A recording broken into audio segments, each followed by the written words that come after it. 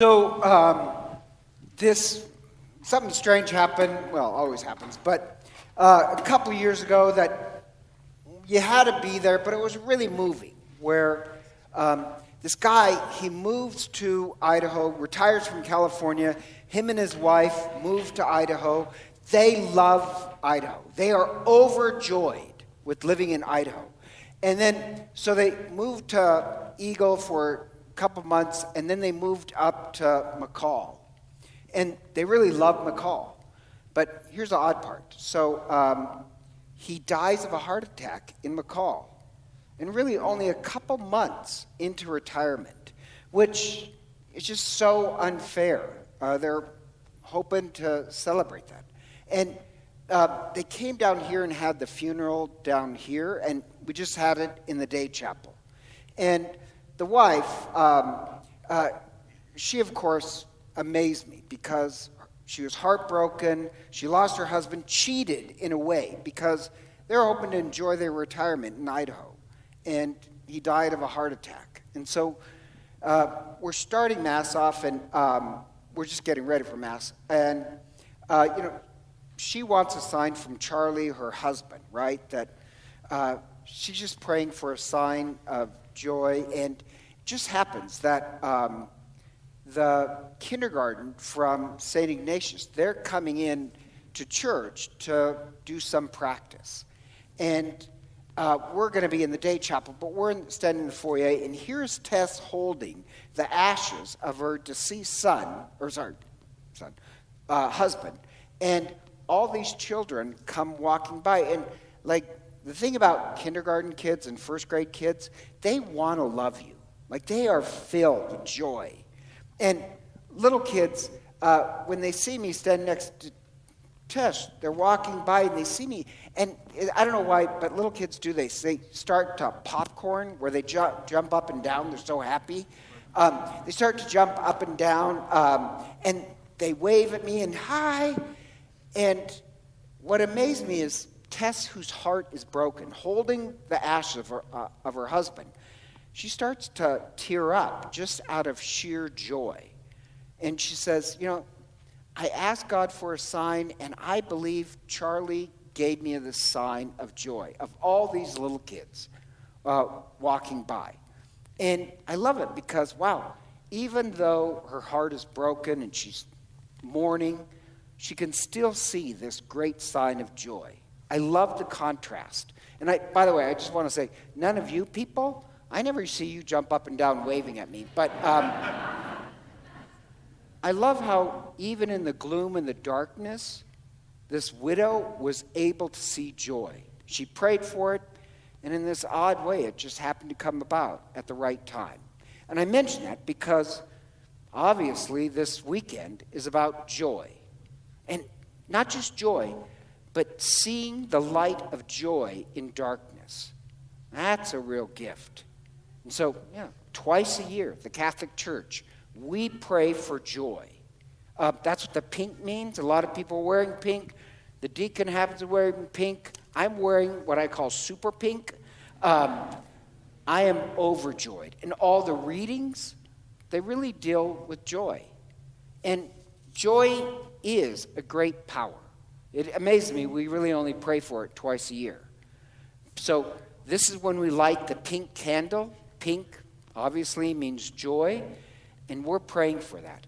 And being able to actually have the virtue of joy, it is a power we want. And the University of Seattle did this study on joy, just psychologically. And interestingly enough, people that practice joy, it does take some work, but you have to practice joy. People that practice joy actually are open to more ideas and thinking outside the box. Gives you that. Also, joy prevents burnout. That part I thought was really interesting because a lot of people think, well, to prevent burnout, you need more vacation, which vacation is kind of a joy, but it's not really time away you need. The thing that really recuperates you a lot from or prevents burnout, one of the ingredients is joy. People who test out to have more joy are least likely to burn out. And lastly, joy. Joy helps you connect with other human beings. It allows for more relationships. And so, once again, it prevents burnt out. You want the power of joy, and you have to work at it. And so, this weekend, we pray for joy, we work for it, but here's the odd part.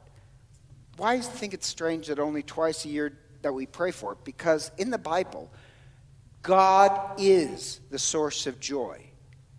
Christ is often preaching that God is joy. And Thomas Aquinas makes a big deal about this. This gets a little boring. But in Greek, there's a word for a special type of joy. It's called eutrapelia. And God is eutrapelia. You could translate it as joy, but it really means more like this. It means a relentless joy. You know how if you have a dog can just play forever. It will kill itself. Some dogs. Like our neighbor dog, it cannot get enough love. It just amazes me. You can throw a stick or a ball as many times as you want. It will die. Like one more time, throw it one more time. That's eutrapelia. Or I anointed this guy who was in his 90s, and he was really coming to the end of his life. He only had a few days to live, and I anointed him like he's going. And I anointed him afterwards. He's talking, and he has this idea. He loves woodworking and metalworking. At 90, he said, I just need to get this one more project done. Really? You're literally on your deathbed. And I love his eutrapelia, that he loves woodworking so much and metalworking. Just one more thing to complete. That's eutrapelia. And God is relentless joy. So we want to practice joy because, as St. Teresa of Avila says, if you practice joy, it makes you aware of the presence of God. And Teresa of Avila, she lived during the Spanish Inquisition. So for her, she tried to really teach her nuns, no, you need to be joyful. It brings an awareness of where the presence of God is. And I like what Teresa of Avila said. So I got this quote where she says, one of the ingredients you need in your spiritual arsenal is joy. And she says, what use would there be in hiding our joy? Let us humbly use joy to cheer one another. It is a sign of God's presence among us. Joy drives away demons. And so this week, we're supposed to practice joy.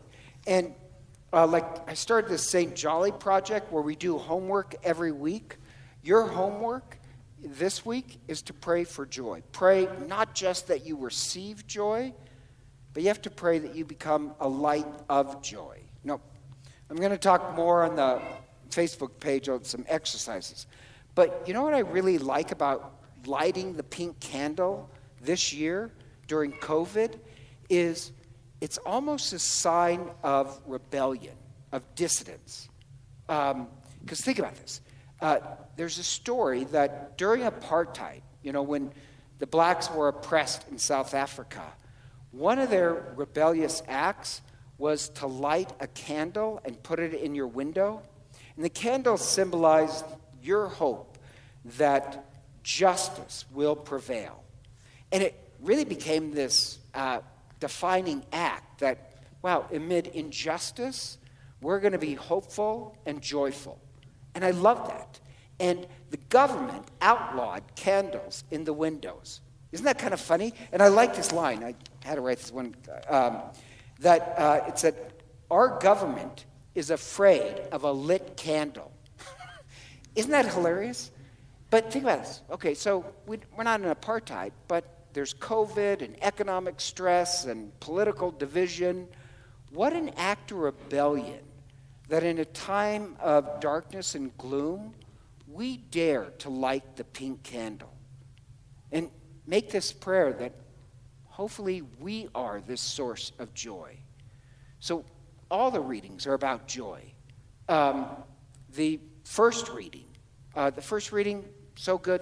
Maddox, you did a great job. I know you're nervous, but it's from the prophet, where the prophet It's kind of amazing. The prophet says, when the Messiah comes, this is what the Messiah will say. In dark times, will proclaim a year of jubilee, that justice and rejoicing will begin. And actually, that's kind of interesting, because in the Gospel of Luke, what are the first public words that Jesus gives? That exact speech about a time of joy. Or the second reading, where St. Paul says, you want to get ready for the coming of Christ? Practice 3 things. Rejoice always, pray continually, and give thanks under all circumstances. Well, on the St. Jolly Project, we were supposed to be practicing gratitude. So that's the giving thanks. And no offense, you should be praying every day. But rejoice always. This week, let's double down on it and pray that we truly do become joyful. So even like in the gospel, when they meet John the Baptist, they say, are you the light? And John the Baptist says, I am not. I only point to the light. I like that. Maybe if we become candles of joy, other people might be able to see the light, the presence of Christ in the world. Maybe that's a great tradition in the Catholic Church, that we prepare for the coming of Christ by becoming joy. Now, yeah, we light the pink candle, but you get the fact that we are the candle. We're the ones that are supposed to be this light of joy in the world, that people can see the presence of Christ. And how fitting that during the gloom of 2020, which it's been a hard year, we dare to light the pink candle. It amazes me. It's time to get lit, to be this source of joy in the world. We'll defy the darkness.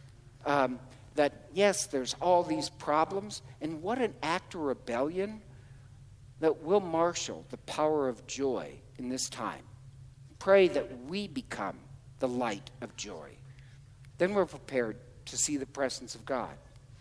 And so, together, let us stand and profess our faith.